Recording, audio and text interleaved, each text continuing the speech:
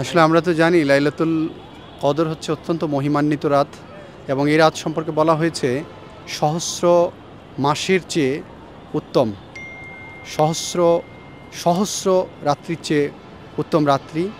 তো এটা হযরত মুহাম্মদ সাল্লাল্লাহু আলাইহি ওয়াসাল্লামের উম্মতদের জন্য বিশেষ একটি রাত। আগের উম্মতরা শত শত বছর আয়ুষ্কাল পেয়েছিলেন, আর হযরত মুহাম্মদ সাল্লাল্লাহু আলাইহি ওয়াসাল্লামের উম্মতরা অল্প দিনের মধ্যে তাদের জীবন অবসান ঘটে, যার ফলে হযরত মুহাম্মদ সাল্লাল্লাহু আলাইহি ওয়াসাল্লামের উম্মতদের জন্য আল্লাহ বিশেষভাবে এই রাতটি মঞ্জুর করেছেন।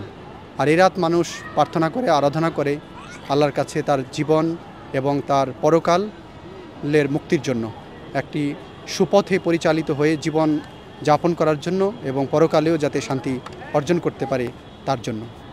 এই রাত্রিটাই লাইলাতুল কদর হওয়ার সম্ভাবনা বেশি। সেই হিসাবে আমরা ইবাদতের জন্য তো অনেক নির্দেশনা রয়েছে।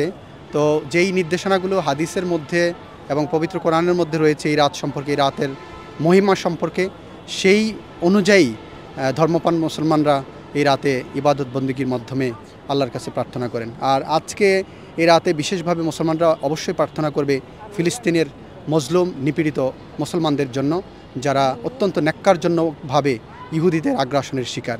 আমরাও কায়মনে প্রার্থনা করি যাতে অচিরেই এই অন্যায্য যুদ্ধ বন্ধ হয় এবং ফিলিস্তিনবাসী মুক্তি লাভ করে। ধন্যবাদ, অসংখ্য ধন্যবাদ। রমজানুল মুবারকের শেষ দশক এর বেজর রাত্রিগুলোতে লাইলাতুল কদর হয়ে থাকে। তবে কোরআন এবং হাদিসের বিশ্লেষণে ওলামায়ে কেরামের বেশিরভাগ ওলামায়ে কেরামের মত হলো যে 26শে রমজানের রাত, যেটা 27শের রাত বলি আমরা, এই রাত্রিটাই লাইলাতুল কদর হওয়ার সম্ভাবনা বেশি। মুসলিম উম্মার জন্য এবং কি মুসলমানদের মুক্তির জন্য একটি গুরুত্বপূর্ণ রাত রেখেছে, যেটা হাজার মাসের চাইতেও উত্তম, হাজার বছর চাইতে উত্তম।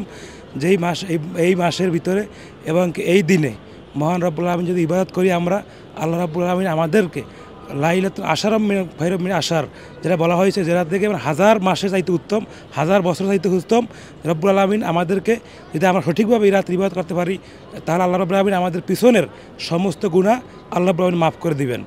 ইসলাম প্রিয়, দিন প্রিয় মুসলমানরা এই রাত্রিটা ইবাদতের মাধ্যমে পার করে, যাতে করে সবাই লাইলাতুল কদর নসিব হয়।